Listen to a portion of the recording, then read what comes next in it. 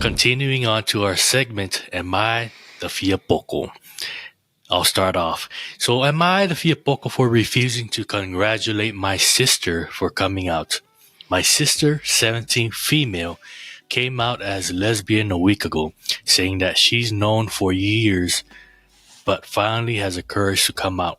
A part of this coming out was her dumping her boyfriend of 10 months.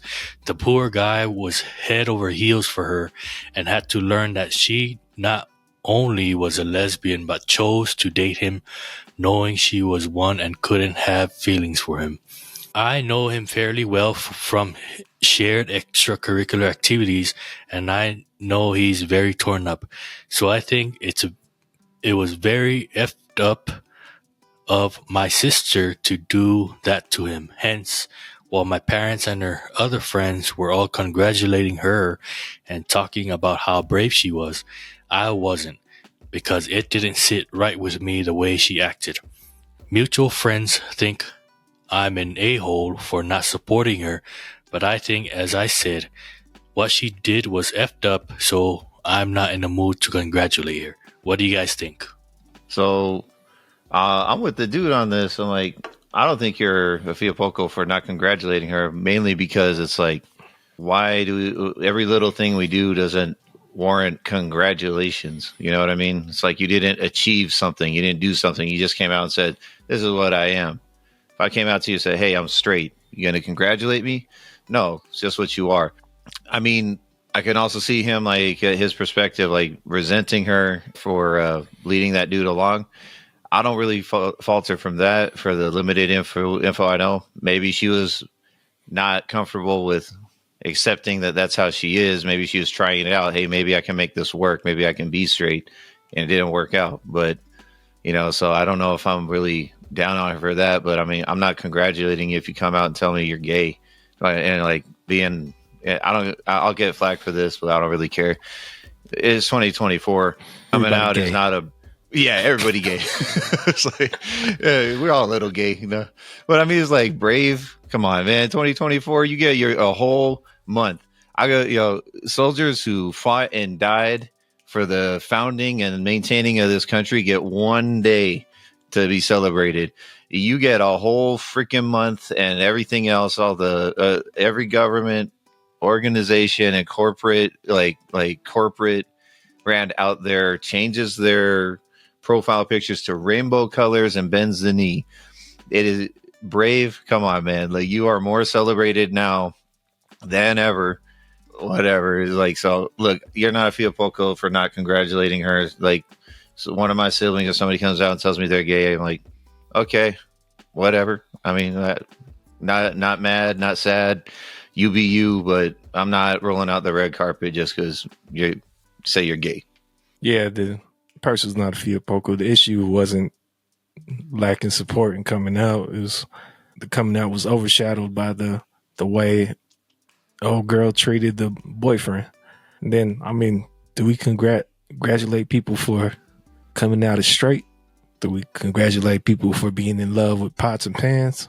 I mean, I know that's not the meaning of that word, but I mean, just as a thought. So like, why are we having to have the whole fanfare, just for this? I mean, unless in certain environments where I guess death is a worry, and whatever other circumstances looming that could cause harm, then sure, congratulations, you made it out. You made it through. But unless you're changing some type of thing and breaking through barriers, there's no big celebration for you celebrating your label that you want to identify with. Yeah, I'm along the lines. If you are not making any real impact, you just made a choice to identify as something. We don't need to wave that banner saying, "Hey, I'm here. This is me." We shouldn't seek recognition for the things that we do, especially claiming to be part of a certain protected group. And I know, especially, there's many protected groups. There's veterans, there's the LGBTQ plus, there's the women. What I'm trying to get to is there's a lot of us, placing ourselves in boxes and labels. We do not need to just put ourselves out there like being gay. Oh, I have a question. Since there was, the LGBT, the Pride month. I think it was last month, right? Oh no, it's this month. Pride month. It is actually this month. Are you gay if you attend those parades? What do you think? Are people going to see you as gay if you attend those parades? Because my initial thoughts, if you attend those parades, then you must be gay. Even though you're a supporter, because I see that's very confusing. If you're a supporter, you wear all the rainbow colors, you go to the parade, people will automatically conceive you as gay.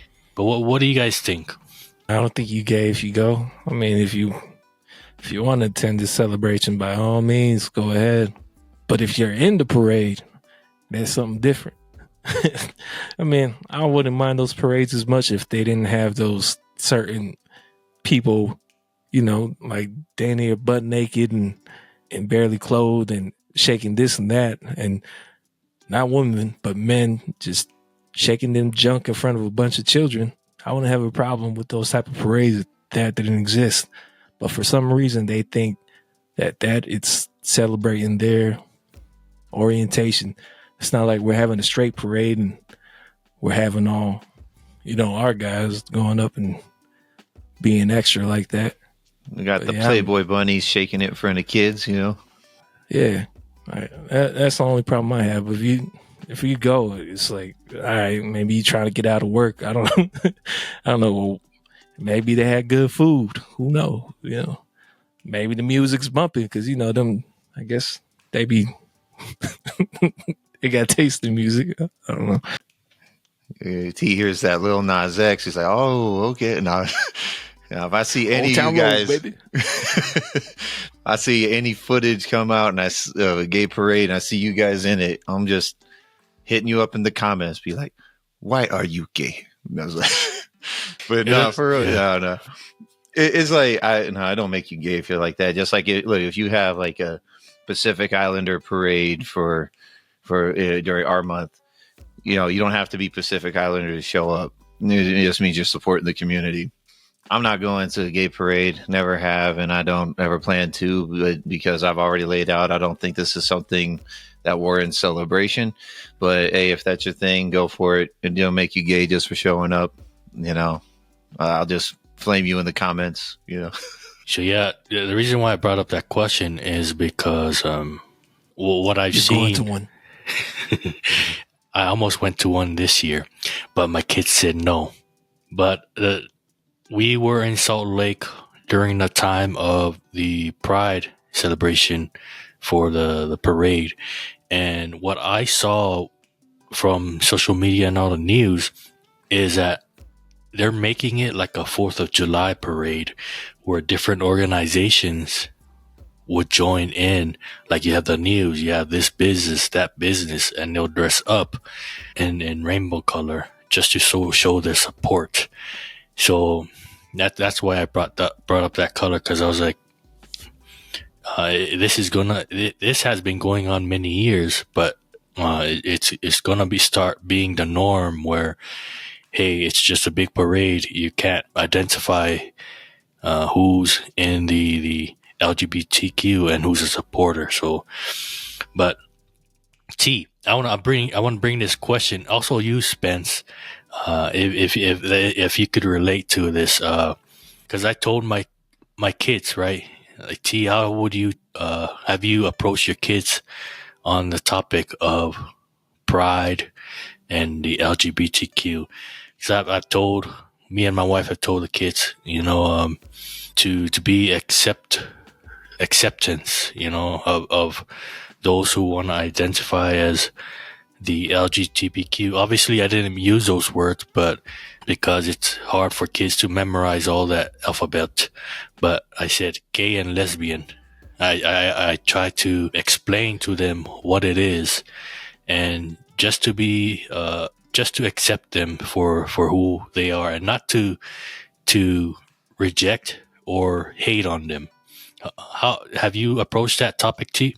Hell no.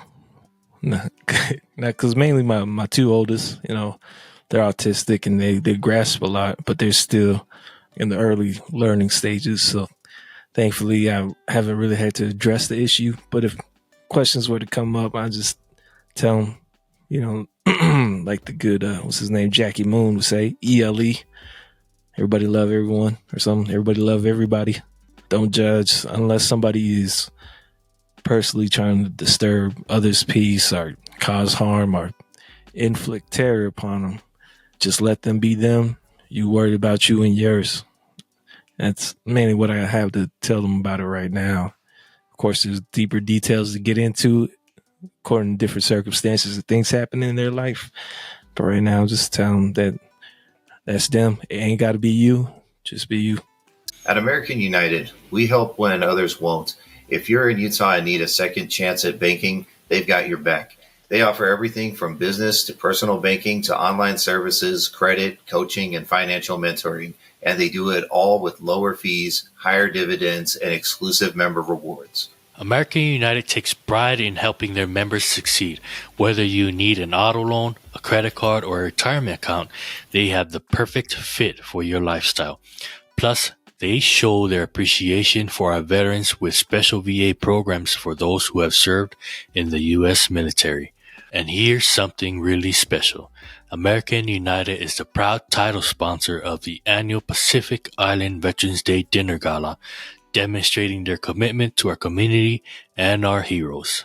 So whether you're buying your first house or planning your retirement, let American United Federal Credit Union be there for you. They're all about celebrating life's achievements, big and small. Remember, we help when others won't. Visit amucu.org to learn more and become a member today. Yeah, and I brought that up because my kids were asking, what's pride? So I had to distinguish between the pride gay and the pride feeling. Like feeling pride when you accomplish something versus pride in gender identity and what you want to identify as. So that's why the topic came up with me and my kids is when they ask, what's pride? So they ask me about pride, I'll just pop in VHS of Blood In, Blood Out. And so this is pride. No.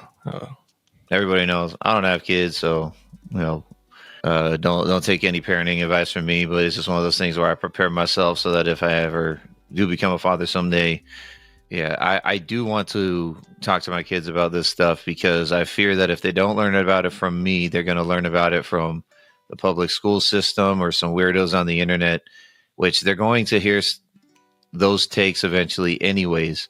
And, we've seen documented cases of like where it's a very one-sided introduction to this, almost to the point of indoctrination for kids. And so I don't trust any other source to fully put my kids onto this. So I would hope that I approach them about it and just tell them, look, I'm very upfront with my religious beliefs. I do believe that acting on feelings of homosexuality is a sin.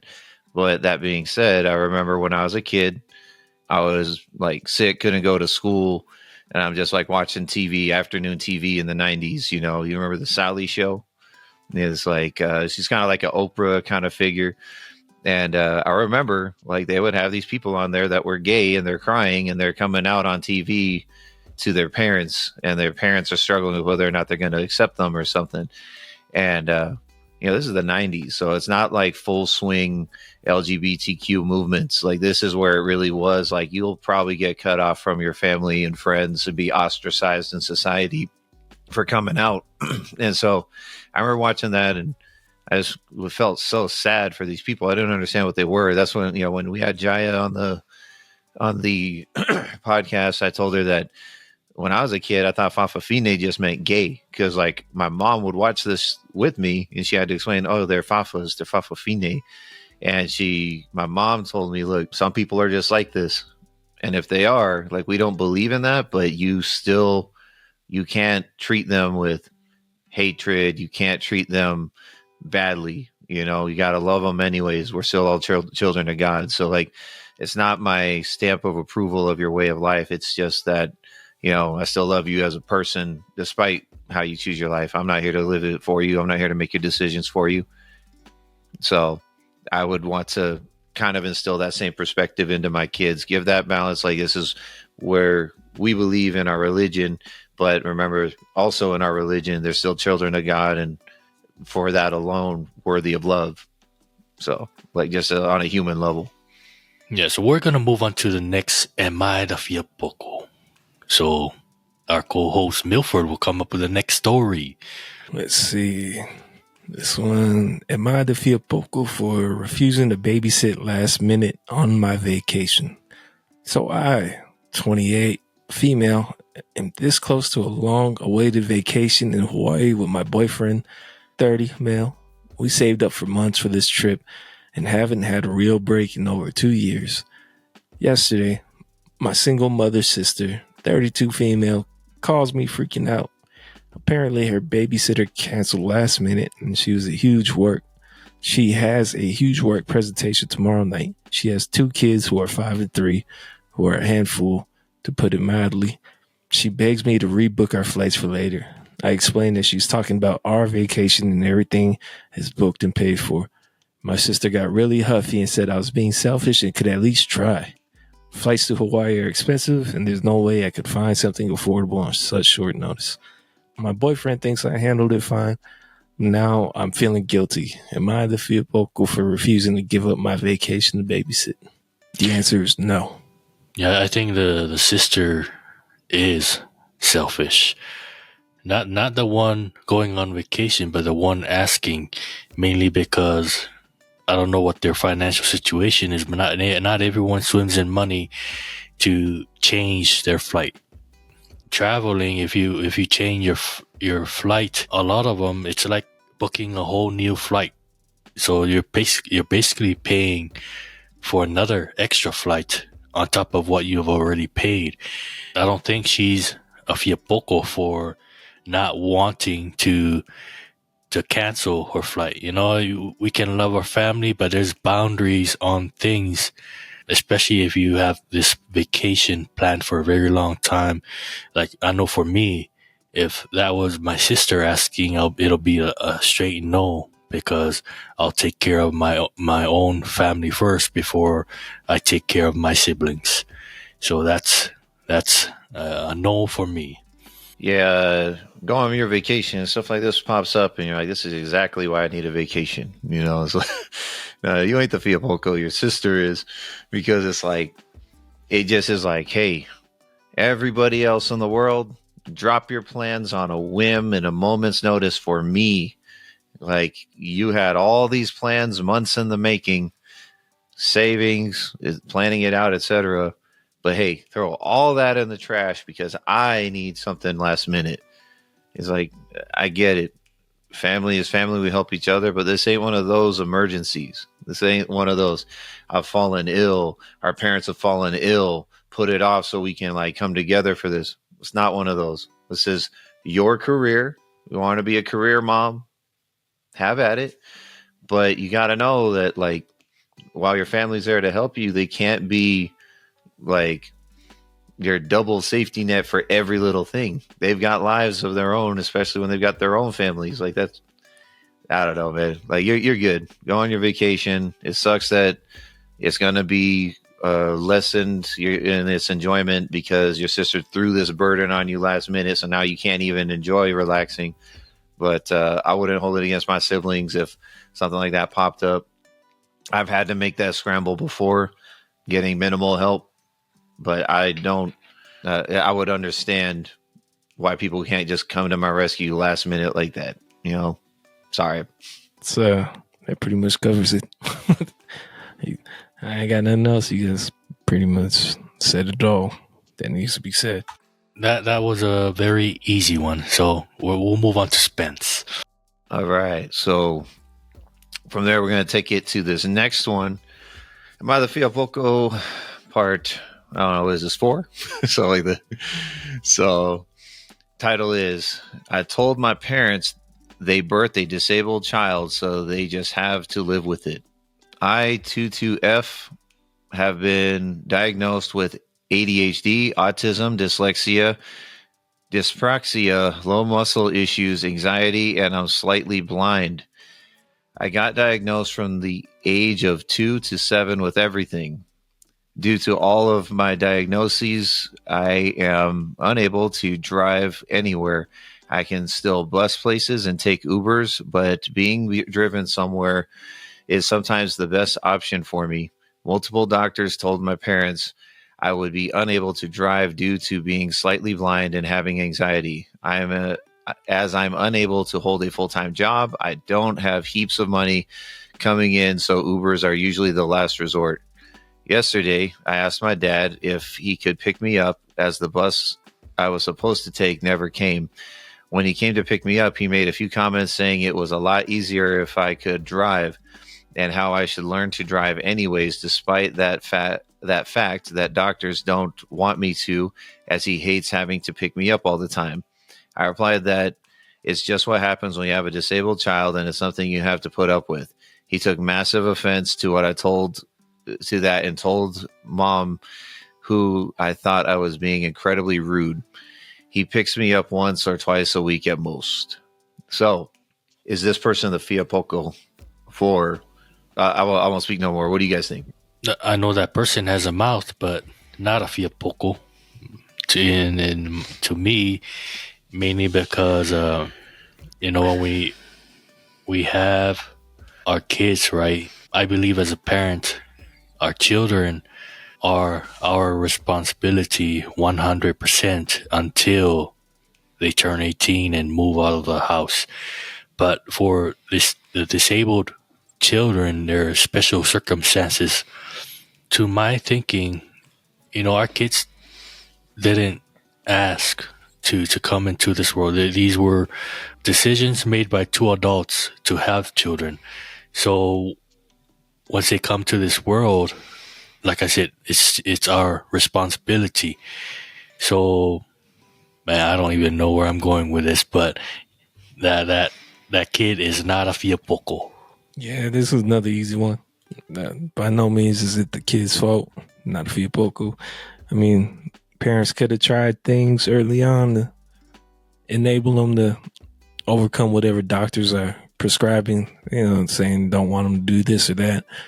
Maybe they could have tried things along the way to see if they are capable of doing these things doctors say they can't, because that stuff happens all the time, right? Doctors say, oh, your child won't be able to do this or that, but then all of a sudden, child does do A and B when doubted, or according to science, they're not supposed to. But yeah, it's another easy one. These parents, they knew what they signed up for as soon as they had the baby, kept the baby, raised the baby. So this is actually where I'm going to deviate from you guys. I actually disagree. I think this person is the Fiapoko. I'm like just looking over this one more time. I think I read I22F. I think that's like, I'm a 22-year-old female. And so I'll give a little bit of grace thinking, okay, you're still a young person.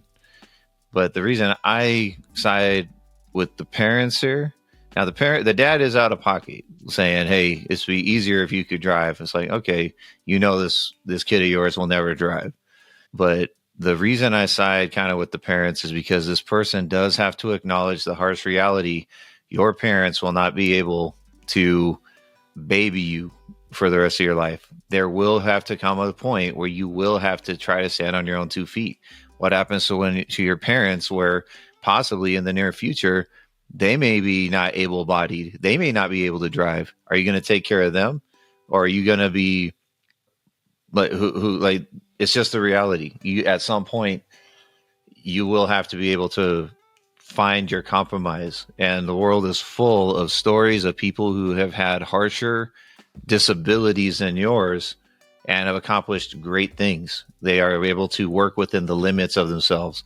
Ray Charles, completely blind, black man, living in Jim Crow South as a child, was still able to become like this global music sensation. I know that's like an extreme example. We can't all be that extreme example.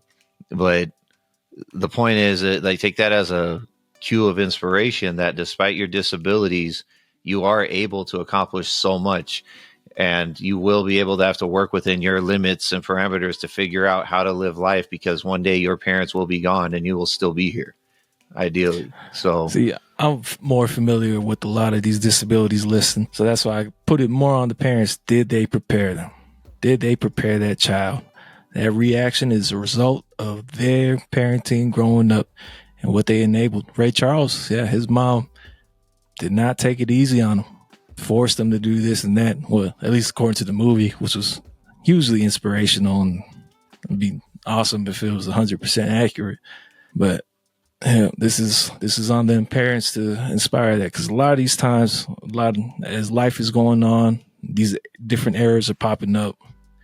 A lot of what happened in this era doesn't get passed on down because of that comfort factor.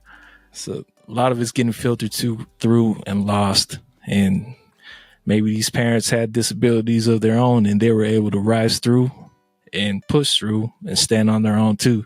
But did they pass it on to this child? That's the question. But that's a whole different subject. So yes, this kid she is a Fiapoko.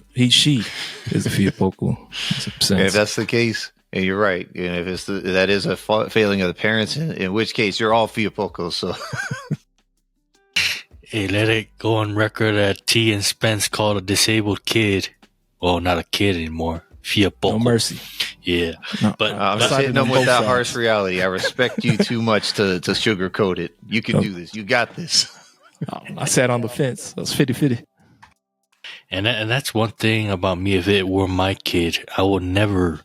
Well, first off, I'll probably sasa them for talking back to me like that, getting sasa. But the thing that I want to develop in my kids is not to have that victim mentality that they can't do this because they have something that's limiting their capability or ability to do whatever they want. So that's one thing that I want to drive my kids towards, is never have that victim mentality ever. Because I know, referring to our Pacific Islander people, I could generalize this, but I want to call out our people, because our people do this a lot. Even if they're not disabled or what, we start to adopt that victim mentality that, hey, this is the ceiling. We can't break the ceiling. We're going to just cry about it, cry about problems, say, hey, we're colonized and we're all this and that. We can't be successful business owners because, we don't have this much money. We don't know how to save money or finances and all this. So that's one thing that I hopefully be able to pass on to my kids, is to never have that victim mentality, even if they were disabled. So let's talk concrete cutting, and who better to go than All Pro Concrete Cutters, owned by the one and only Thomas Fadiliu. They are pros with over a decade of experience, so you're in good hands. Whether it's big or small, residential or commercial, they've got the skills and the tools for any job. Thomas Fadiliu and his team take pride in their work, making sure your project is done right and on time. No cutting corners here, just precision and passion. Give them a call at 801-834-8835. Go with All Pro Concrete Cutters for top-notch results. All Pro Concrete Cutters, your dreams cut to perfection. With our parents, so our ages, we're all pretty much close in age, and our parents are too. I haven't really seen that with them. At least they're, if anything, what I've seen from the older generation right before us was the constant searching for a solution to a problem or seeking improvement rather than sitting and complaining. I was the one who would sit and complain, because I was, I came from that. I came from the parents who was searching for solutions and finding answers to their problems or finding ways to get through it. And we've been very lucky to go through that. And now the whole victim mentality, which there are some victims, I'm not saying it doesn't exist, but it's easier to grasp on to that mentality than it is to be accountable nowadays. And we're seeing that a lot more with our people. I mean, I can't really call them out because I'm not out there. I'm not really looking and searching, or maybe just because I'm holding on so much to the respect of, our parents' generation in that era and just living according to following that example in my mind than I am paying attention to people right now in our current generation and the upcoming. Yeah, it goes back to that quote, tough times build tough people. And, whatever that quote is. Men. I don't want to say men because, binary, non-binary, and all that stuff. But yeah, that's one thing that I fear for my kids is, we're spoiling them.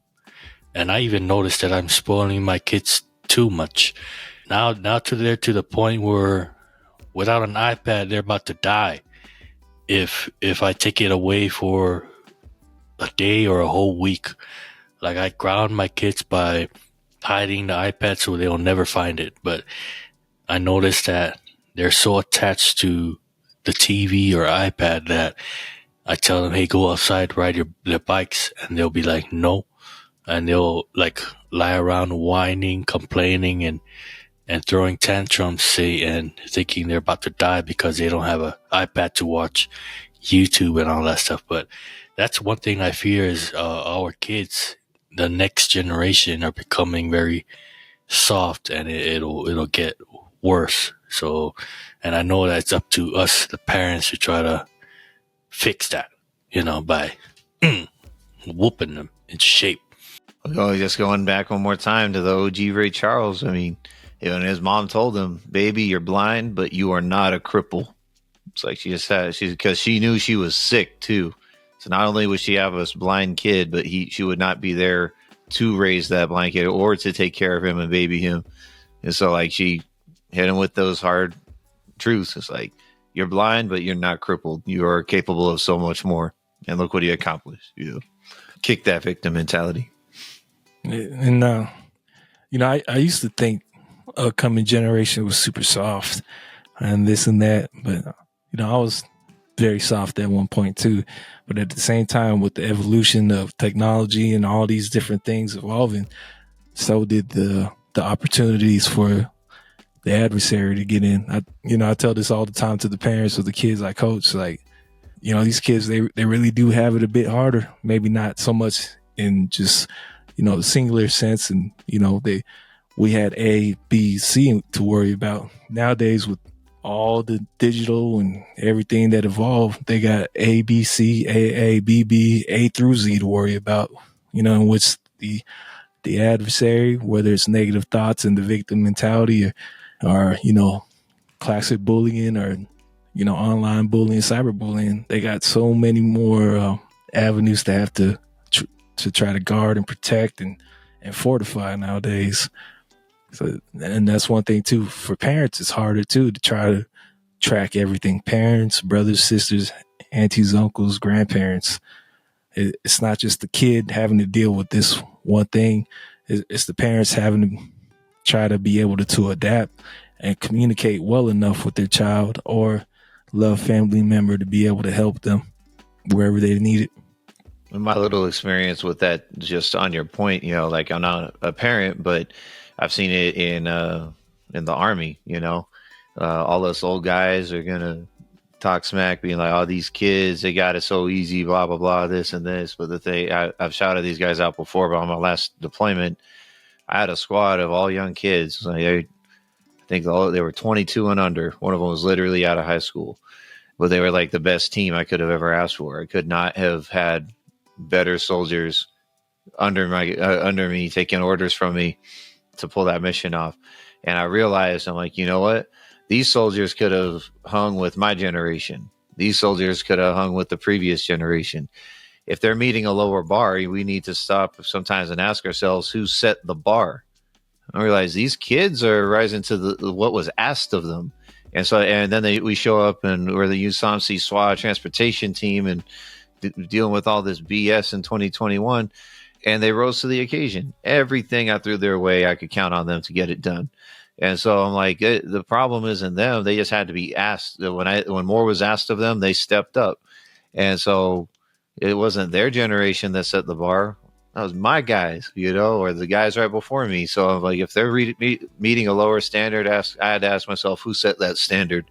That's why when they were with me, I set the bar here, and they met my expectations. So, props to them and their generation. I know sometimes us old guys like to give them crap, but, I was reminded there that, they're capable of more than I gave them credit for.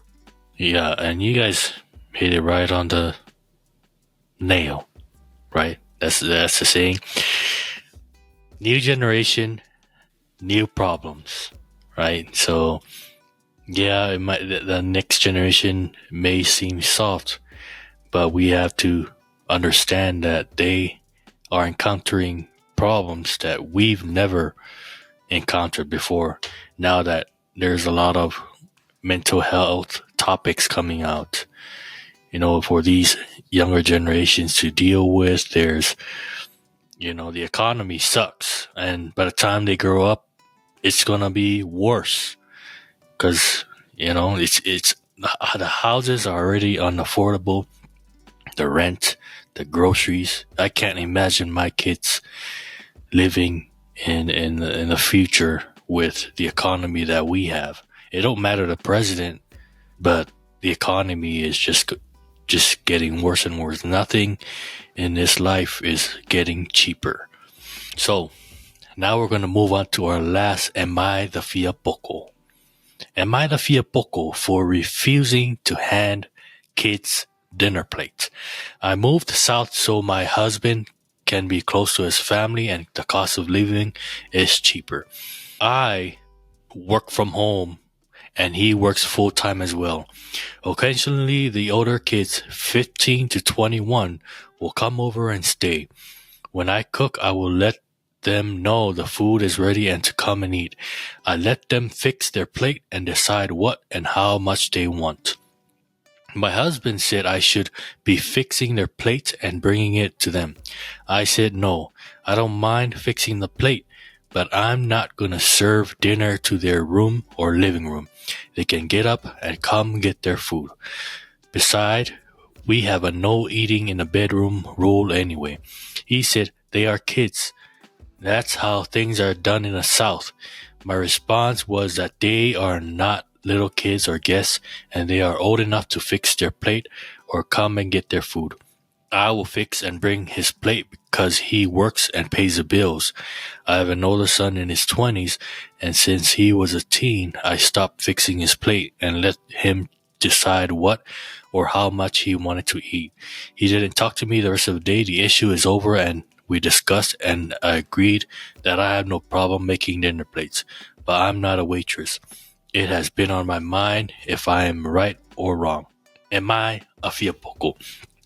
So, as we know, if this was a poly household, this wouldn't happen. Why are the kids eating in their bedrooms, tracking all them insects and bugs? If those were my kids, man, it'll be havoc in the house. But what do you guys think?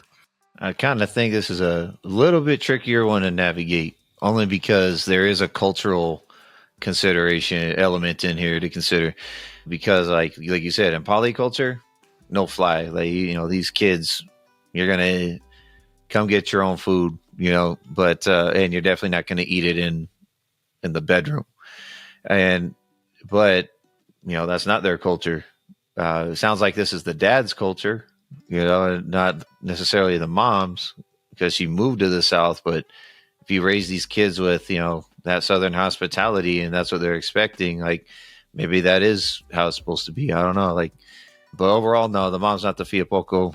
I think she has, look, it also comes down to this, it's her house, her rules, her and the dad's obviously, and they have a disagreement on this, but it's like, hey, if there's a trouble in paradise for something like this, I think it's worth considering, hey, the mom has a say in how she runs the house that she takes charge of. So I don't know. I don't think she's the Fiapoko. I see where the dad's coming from, but kids, if your mom says she wants things done a certain way, she'll probably listen to your mom and do it her way. Stand up, mom. Yeah. Nah, so I lived in Texas, Florida, Alabama, and I've eaten in households down south. And yeah, you get to a certain age, dinner's ready. Mom and pops let you know. Usually, families eating together, right? But no, you old enough to fix that food, you fix that food. You're not a baby. I mean, sure enough, you got some parents who want to be super loving and serve everybody. It's no biggie. But hey, even here, man, when my son tries to tell me he wants something, hey, go get it then. Like, go get the cup, go get the juice, and then I'll pour it for you. But you a big boy now. Like, there got to come a point. It seems to be tonight's topic. Helping our children, our young loved ones, stand up on their own. But nah, she's definitely not a Fiapoko. And like, I know for sure, like in the South, you fix your man a plate if the man's a man and whatnot. But as far as your kids being grown, hell no, they can get that on their own.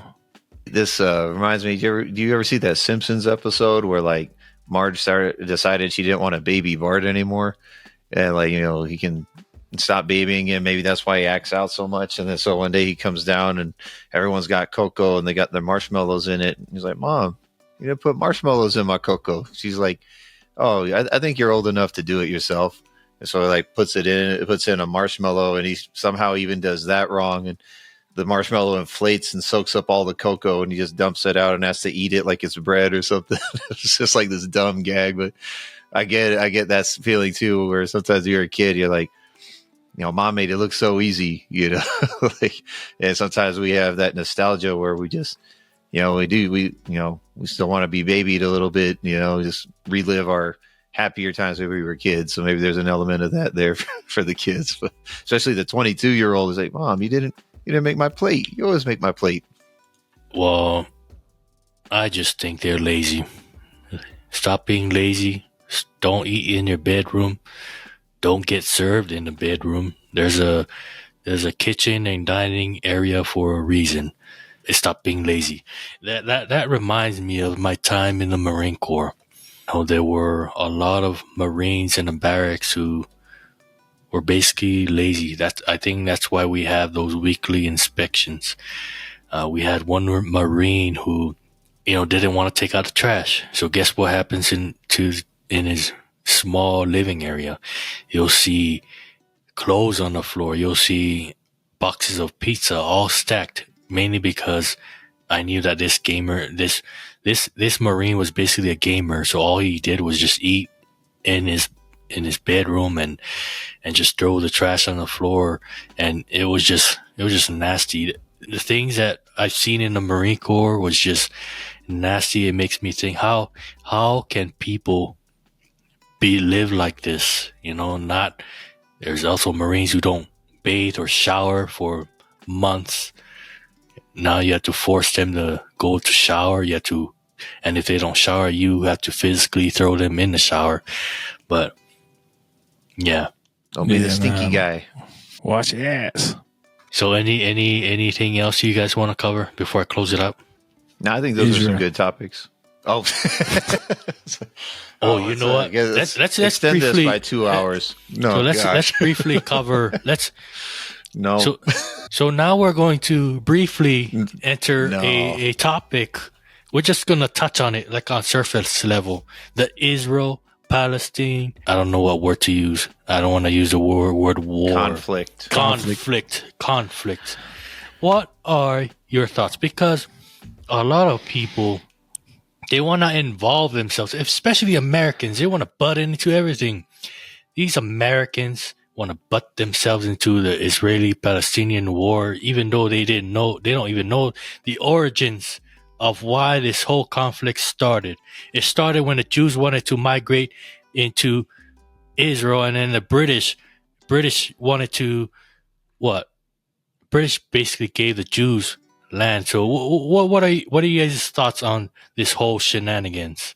I don't want to call it shenanigans and get some flack for it. So I'll go first. It says Spence looked like he got some things to say. Man, I ain't got no dog in the fight. It's just funny how, well, I mean, just me and my ignorance, I support Israel. I like them. But Oh, it's just talking dang, like dang. You don't need to say who you support. You don't need to say who you Yo. support. hurrah for Israel. No, just kidding. I ain't following like that. Just this whole conflict. It's sad to see, mainly just for the kids, women, children, families being broken apart, people dying. But it's just funny seeing everybody all of a sudden becoming an expert on this whole thing. Like, yeah, I've been following some of y'all social media for quite a minute, and you motherfuckers ain't had nothing to say on this whole conflict that's been going on for however long, and all of a sudden now when it's becoming some type of popular thread on this or that, you got something to say like you knew what was going on the whole time. Only person that I really give credit to is a former LT who has ties to some side I'm not gonna say, but he's been in contact with people on the ground over there and sending supplies and actually supporting them and getting real-time news and updates. That's the only person I really give credibility to. But as far as everybody else goes, they're treating this like another whatever hashtag trend to follow in the news to distract us from whatever's going on, really behind the scenes. So that's all I have to really say on that. Pass.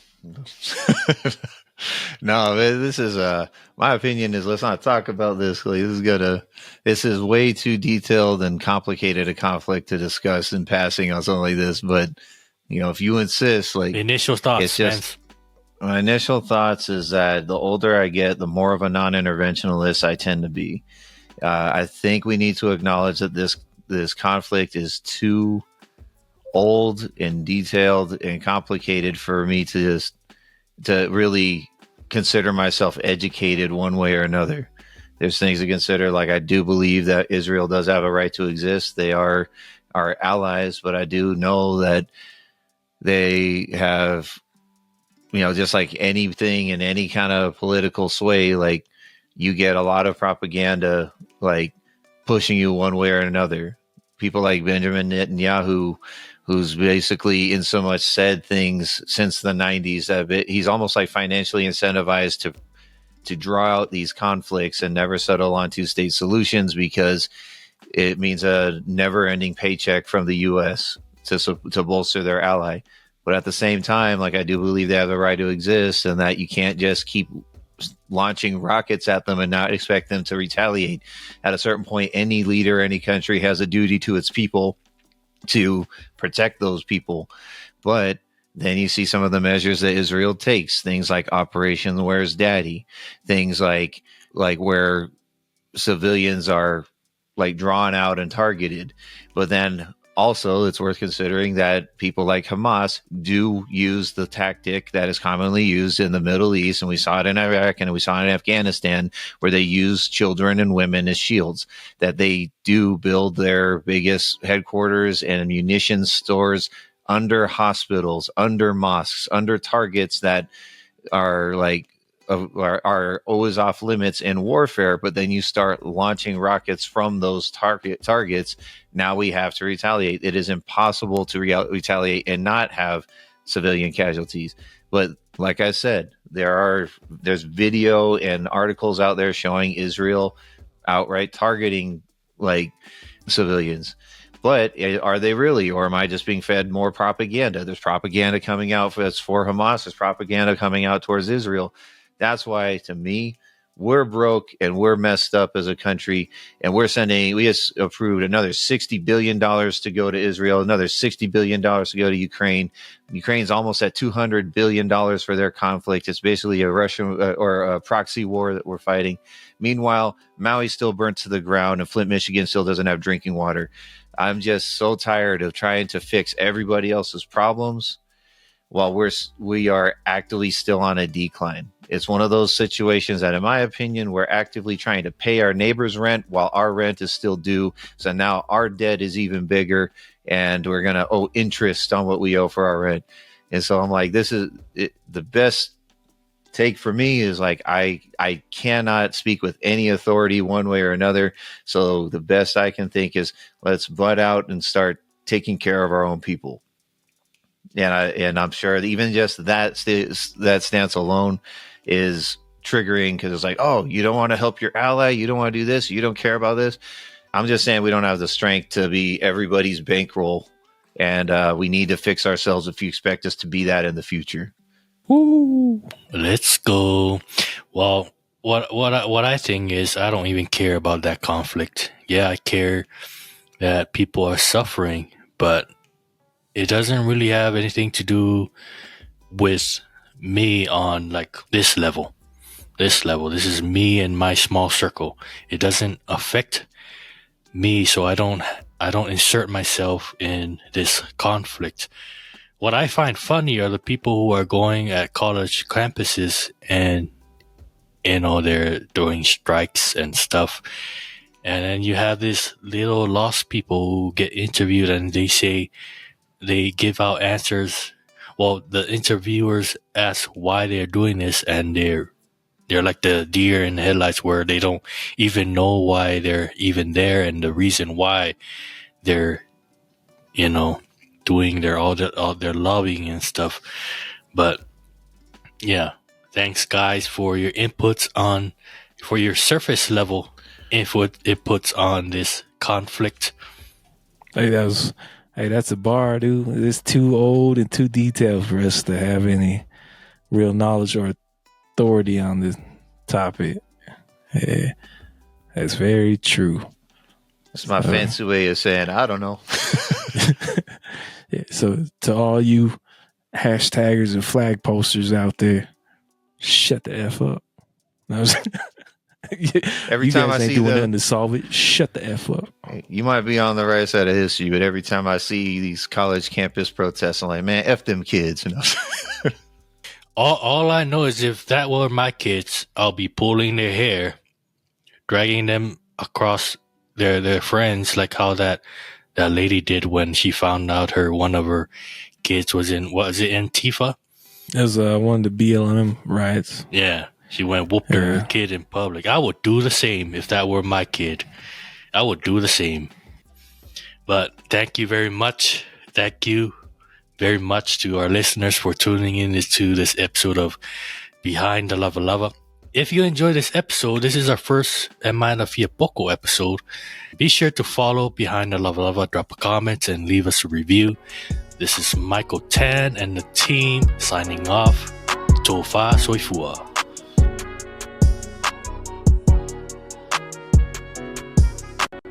Working on my interests, it's who I am. I'm trying to make these digits look like EINs. When the help ain't free, you all help me. Salute to folks who turn their names to LLCs. The wealth is in itself to help a non-profit. To be better women or better men, whether business by veterans or common folks with a dream. We're all born with the same strength. We tread waters that were untouched. Let's be on the same wavelength.